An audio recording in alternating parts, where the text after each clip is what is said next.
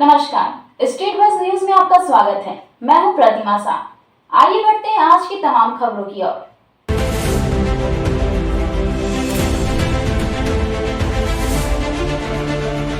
उत्तर प्रदेश के रामपुर जिले की स्वार विधानसभा सीट से आजम खान के बेटे अब्दुल्ला आजम ने नामांकन दाखिल कर दिया है। हालांकि ऐसा भी माना जा रहा है कि अब्दुल्ला पर चुनाव आयोग द्वारा नामांकन पत्र खारिज कर दिए जाने की तलवार लटक रही है।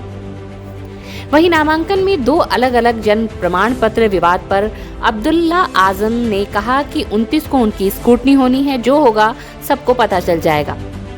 बहुत लोगों का ध्यान सिर्फ इस बात पर है कि उनका पर्चा कैंसिल हो जाए तो वो चुनाव जीत जाएं। अब तक वो रेस में अकेले थे, अब दूसरा दौड़ने वाला आया है। मेरे नामांकन से लोग डरे हुए हैं क्योंकि उनको पता है कि 10 मार्च को क्या होना है।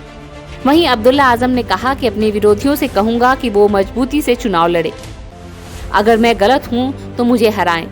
आपके पास अधिकारी हैं, पुलिस है, आपके पास दो सरकारें हैं, मैं तो अकेला हूं। अब्दुल्ला आजम ने कहा कि मेरे साथ जो पुलिस वाले चल रहे हैं, मुझे उन पर भी भरोसा नहीं है। सुरक्षाकर्मी मेरी सुरक्षा के लिए नहीं बल्कि मेरी रेकी के लिए लगाए गए हैं। वो सब मैंने कहा ना, जो कोर्ट की चीजें उन्हें पब्लिक डोमेन में जिक्र करने से कोई फायदा नहीं है। जो नामांकन का पर्चा है वो रिटर्निंग ऑफिसर के सामने है, उसका यहाँ जिक्र करने से कोई फायदा नहीं है। लेकिन बस मैं वो लोगों से कहूंगा कि आप मजबूती से चुनाव लड़ो, जनता के बीच जाओ, चुनाव लड़ो।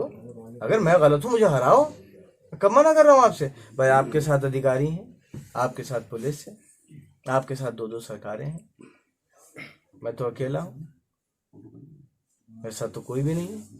मेरे साथ तो जो पुलिस वाले चल रहे हैं मुझे उन पर ही भरोसा नहीं है कि वही किसी चीज में रख दें या वही गोली मार दें।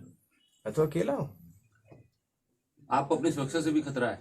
मेरी सुरक्षा बस मेरा मालिक करता है, इसके अलावा जो मेरे साथ लोग रहते हैं वो करते हैं। मुझे किसी की सुरक्षा नहीं चाहिए। मतलब जो आपके साथ सुरक्षा कर्मी है उनसे खतरा है? मेरी सुरक्षा के लिए नहीं, मेरी रेकी के लिए लगाए गए हैं कि मैं कब कहाँ। वहीं नामांकन के दौरान मास्क नहीं लगाए जाने के सवाल पर अब्दुल्ला आजम ने कहा कि वो साहब जो मुझे टोक रहे हैं वो खुद भी मास्क नहीं लगाए हुए हैं। उन्होंने कहा कि रामपुर में मुकदमों का मजाक बना दिया गया है। ऐसा माहौल है जैसे रामपुर में अनडिक्लेयर्ड इमरजेंसी हो।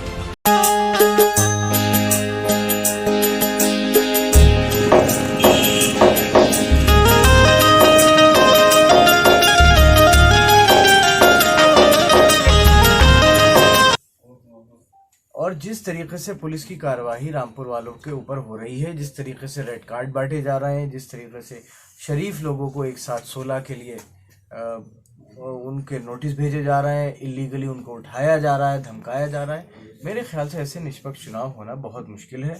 मेरी दरख्वास्त है चुनाव आयोग से कि वो कम से कम रामपुर के मामले में दखल दे और मुरादाबाद मंडल के कमिश्नर को स्थानांतरित करे यहाँ से। अब मैं इस सवाल का जवाब भी चाहता हूं कि एक ऐसे अधिकारी जिनका डेपुटेशन बहुत पहले खत्म हो चुका है, जिनका एक्सटेंशन नियमों को ताक पर रखकर किया गया, या तो उनमें कोई ऐसी खूबी है जो सूबे के बाकी किसी अधिकारी में नहीं है, जो उन्हें यहाँ रखा जा रहा है। यहाँ पर पोलिंग परसेंटेज कोई घरों से वोट डालने निकलेगा ही नहीं डर से। और 2019 के बाई इलेक्शन में क्या हुआ था ये सबको मालूम है, और किसके कहने पर हुआ था ये भी सबको मालूम है। लेकिन ऐसे अधिकारियों के रहते और ऐसे लोगों को अगर जैसे कल बाबर खां को उठाया, रात में छोड़ा, ऐसे कैसे चुनाव हो सकता है? और ऐसी चीजों से शहर का माहौल खराब होता है, भय का माहौल पैदा होता है, लोगों का एक पूरी डेमोक्रेसी से और सबसे उनका भरोसा कम होता है। और एक बात और भी है, कुछ सुनने में ये आया है, पहले इस बात की तस्दीक हो जाए, उसके बाद नाम भी बताऊंगा, पूरे वाक़ये भी बताऊंगा कि मुरादाबाद से कुछ SI और SHO भेजे गए हैं यहाँ पर, जो ख़ास तौर पर रामपुर में लोगों को डराने और धमकाने, और रामपुर के लोग वोट डालने ना निकले, किस तरीके से उन्हें दबराया जा सके। और आप इस बात को जानकर हैरत ज़दा होंगे कि बाबर खां अफरीदी को जब कल पुलिस ने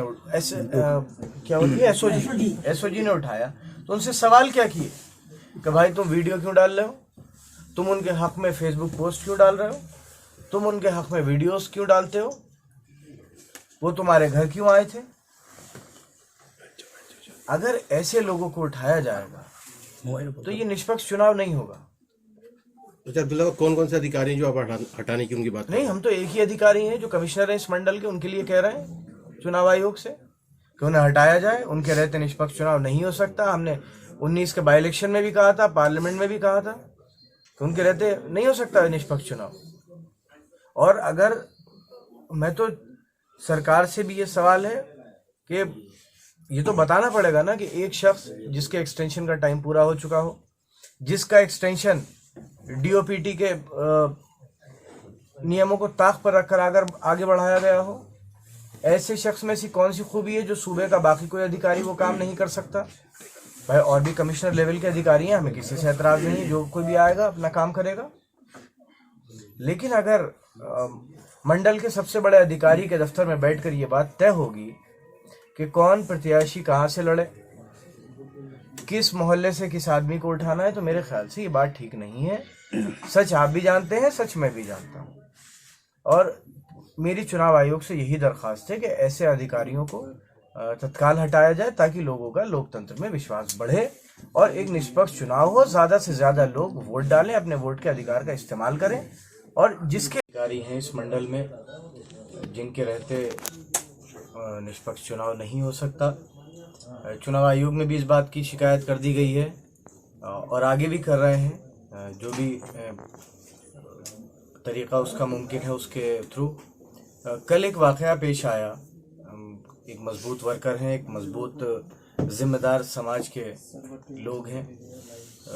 उनमें से कई लोगों के घर पुलिस की दबिश पहुंची और कल पार्टी ऑफिस से निकलते वक्त एक हमारे बाबर खां अफरीदी हैं, उन्हें एसओजी की टीम गिरफ्तार करके ले गई। और गिरफ्तारी तो मैं उसे नहीं कहूँगा, ये कहूँगा कि इलीगल डिटेंशन। उन्हें उठा कर ले गई और मोटरसाइकिल पर बिठाल के 2 आदमी आगे पीछे बैठ के उन्हें ले गए।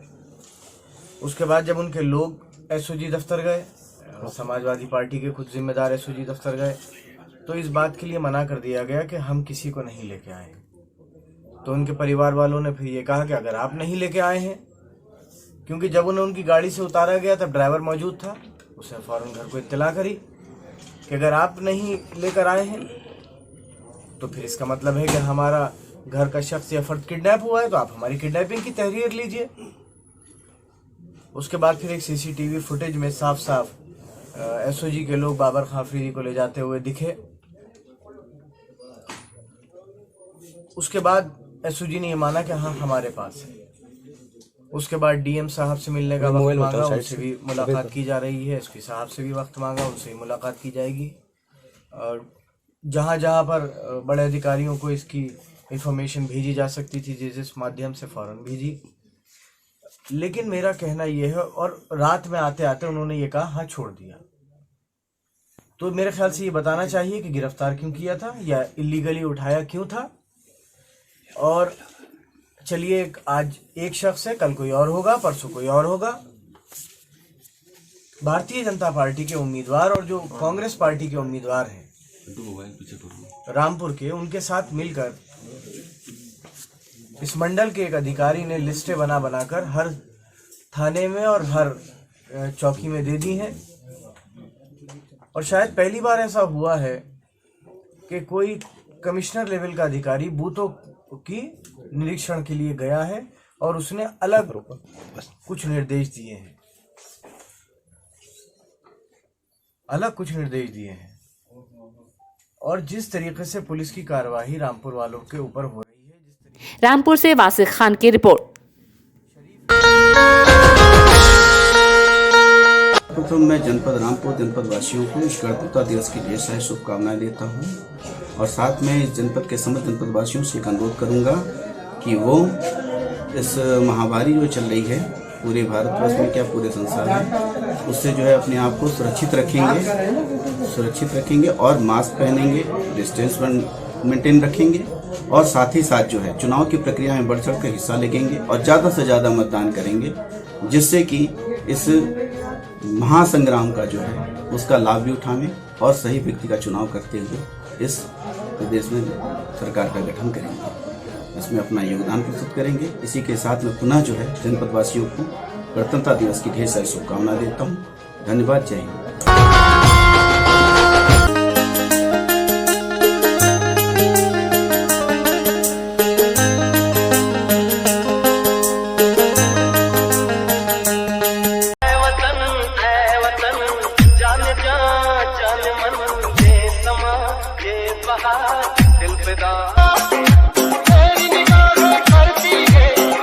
ऐसे ही तमाम खबरों के लिए स्ट्रीट बस के YouTube चैनल को लाइक और सब्सक्राइब करना ना भूलें। धन्यवाद।